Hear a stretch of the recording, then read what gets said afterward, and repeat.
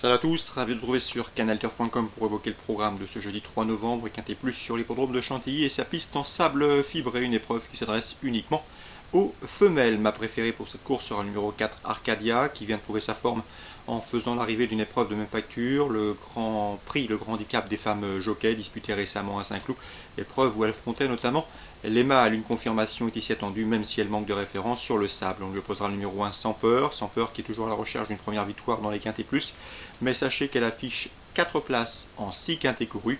La piste en sable fibré ne lui cause aucun problème, bien au contraire. Dès lors, elle s'annonce redoutable. Attention également au numéro 3, Cozy Girl. Cozy Girl qui a déjà gagné son Quintet Plus, c'était l'an dernier sur l'hippodrome de Longchamp. Sachez également qu'elle reste sur une série de places d'honneur et qu'elle est performante sur le sable.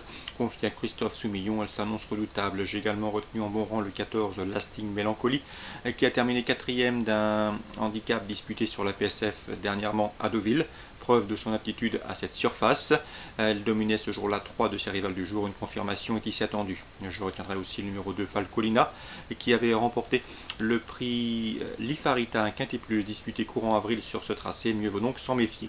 Le 8, c'est Butte Montmartre. Butte Montmartre qui est certes irrégulière, elle n'est pas des plus régulières dans ses résultats. Cela dit, 5 des 6 succès qui figurent à son palmarès ont été obtenus sur le sable, et à ce titre, elle semble en mesure de tirer son épingle du jeu, elle qui s'est classée 4e d'un quintet cet été à Vichy.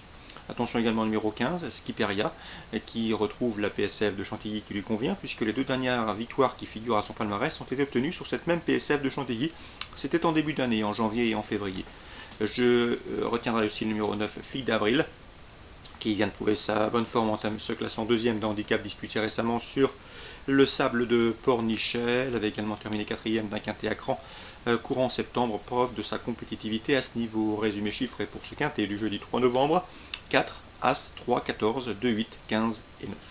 Suite du programme à Chantilly, dans la première j'aime beaucoup le 101 Dolokov qui a gagné sur cette PSF de Chantilly le 12 octobre, c'était dans une épreuve de même facture, une course à réclamer. Elle retrouve cette catégorie avec des prétentions, le 101 Dolokov. Dans la quatrième, je vous conseillerais 2 chevaux, le 401 Shot in the Dark, qui n'a pas démérité dernièrement sur ce parcours en se classant 3e d'une course B, ici l'opposition dans ses cordes, et le 403 Post-War, qui possède une très bonne chance théorique, et qui avait terminé 3e du Prix J, un groupe 3 disputé courant en avril, c'était sur ce tracé condylien, donc le 401 et 403, 2 chevaux à suivre en priorité pour des jumelés. Enfin, dans la 8e épreuve handicap, j'aime beaucoup le 803 Rose Doloise qui vient de se classer 3e d'un handicap sur la PSF de Deauville, preuve non seulement de sa bonne forme mais également de son aptitude à cette surface PSF.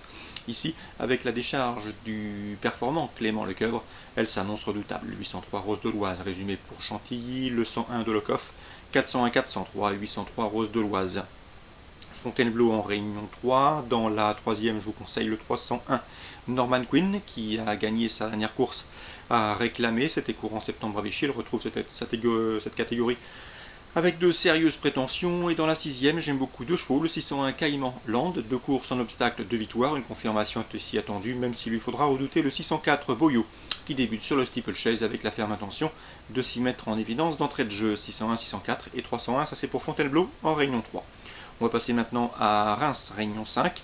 J'ai pu m'entretenir avec l'entraîneur Vincent Lacroix, il est confiant que le 105 SO.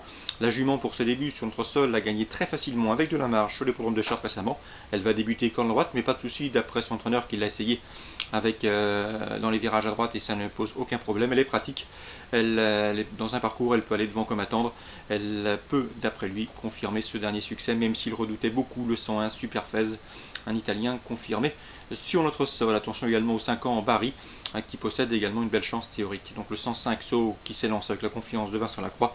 L'opposition surtout le 101 Superfez, et pourquoi pas le 110 Barry, un 5 ans de qualité. Dans la 5e maintenant, j'aime beaucoup le 514 Design Girl, qui manque de référentiel à droite, mais qui fait face à un bel engagement et qui devrait pouvoir en tirer profit. Damien Bonne pourrait également effectuer un déplacement fructueux, lui qui pourra compter sur le 615 droit au cœur qui est un cheval délicat mais qui est largement la pointure d'une course comme celle-ci. Et dans la 9e, il présente le débutant, le 912 Étang de Vry, un fils de Thiego d'Étang qui fait l'objet de bruits favorables. Il vaut donc s'en méfier d'entrée de jeu. Donc attention à Damien Bonne au cours de cette réunion rémoise. 614 délicat mais doué, 912 Débutant ambitieux, petit mot également sur la 7ème, je vous conseillerais le 716 Katarina de Marzi.